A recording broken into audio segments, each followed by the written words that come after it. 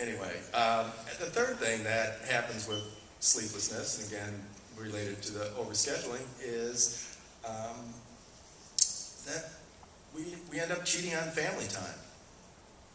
You know, if your child is so scheduled, they have so much homework, plus, you know, what's interesting is I give this example. I talk to teachers in the afternoon often and talk to the parents at night, and I'll bring up this issue of too much homework. And the parents will say, or the teachers will say, oh, please talk to the parents about this tonight, because they're crazy. You know, they want their children to know calculus in 3rd grade, and they want them to speak 4 languages by the time they're 13, and, you know, and they're on our cases all the time about giving the kids more work. And then I come and I talk to the parents, and I say, well, did you ask the teachers about this? Because they're crazy.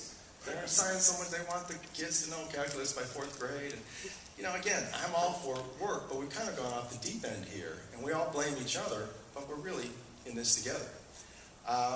And that lack of family time is irreplaceable. I'll give you another example, another true story from my own difficult life.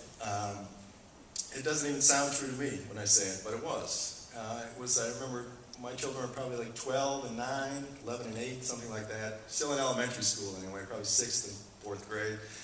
And I was home alone again with both children.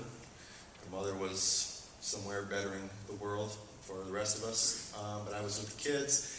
And it was a Thursday night, and there was no school Friday. There were teacher meetings.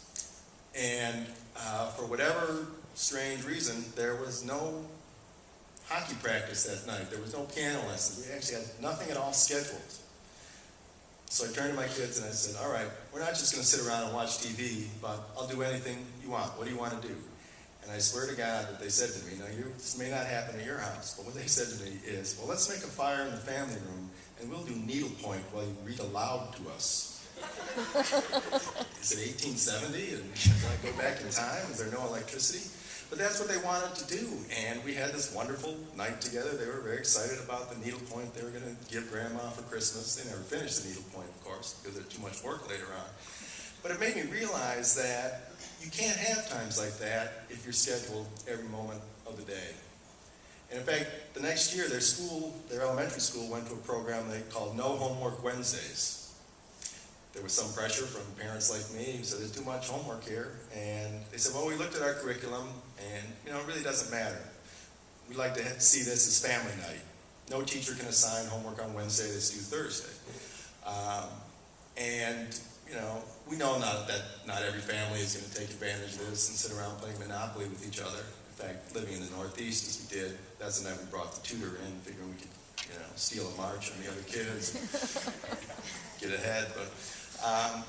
But no, actually, that fall when the program first started, I was playing catch with Julia outside, and she turns to me and said, you know, I think this is what fathers and daughters are supposed to do together.